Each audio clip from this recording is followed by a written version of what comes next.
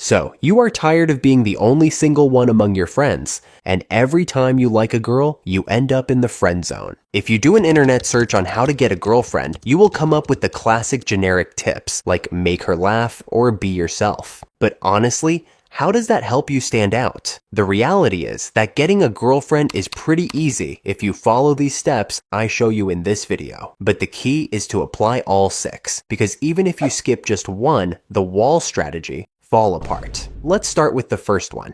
Take care of yourself. If you want to attract a girl, you gotta start with yourself. That doesn't mean you need to look like a model. Just don't look like you crawled out of a 72-hour Netflix binge. Take care of your body. Get a haircut that suits you, keep up with basic hygiene, and wear something that makes you feel confident. Confidence is a key point. Girls aren't necessarily looking for the hottest guy in the room, but the one who knows what he wants. When you look in the mirror and like yourself, other people will notice too, because what you feel inside is reflected outside. If you're nervous or insecure, girls will sense it, and that increases your chances of being rejected. Step 2. Master communication skills. Being able to communicate is one of the things girls tend to notice in a guy. So it's important to get comfortable talking to women without feeling awkward. The best way to do that? Start by talking to at least one girl a day. It could be a classmate, a coworker, or even the barista at Starbucks. Let's say you're in line at Starbucks. You order your coffee, and the barista smiles at you. Instead of just standing there in silence, make a quick comment about the coffee or the playlist they've got on. Nothing crazy, just a little practice. This helps you be more natural and avoid those awkward moments where you don't know what to do. To get good at communication, you need to master 2 things. First, active listening. If you want a girl to feel comfortable around you,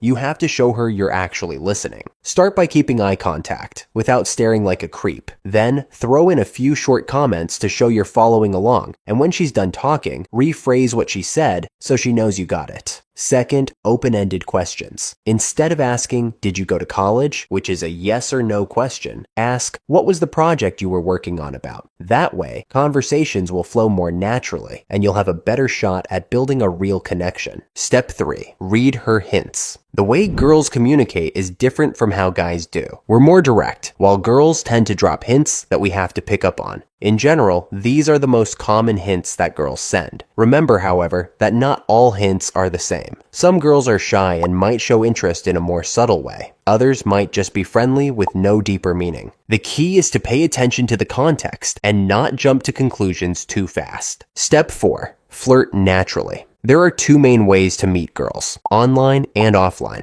But I'd recommend doing it offline because that way you can use your personality to make an impression. And to do it the right way, avoid using classic pickup lines. If you say something like, "Are you a magician?" because every time I look at you, everything else disappears, it's just going to be awkward. What actually works is creating a vibe, that is, a relaxed energy that makes the girl feel comfortable and intrigued by you. You don't need the perfect line, you just need to talk in a natural, easygoing way. Let's say you're at the gym and you notice a girl near the treadmill. You could just smile and say, "I love how determined you look. Meanwhile, I can't decide if I should start running or fake an injury and head home." Self-irony works great because it makes the interaction fun without putting pressure on her. Once you've broken the ice, use active listening and open-ended questions to keep the conversation flowing naturally. But be careful. There are a few things you should never do unless you want to lose her interest instantly. So, don't be creepy. Don't throw out generic compliments, don't get sexual right away, and don't talk badly about exes. What you need to do instead is to be chill, give her small compliments, always stand by your values, and create inside jokes. That is, little funny references only the 2 of you get. For example, if you both complained about the gym music, next time you see her, you could say, "No 2010 remix today?"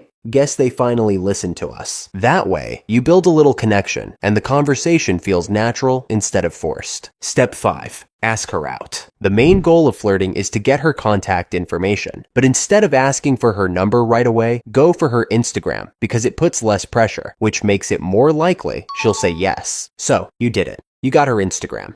Now you have 2 choices.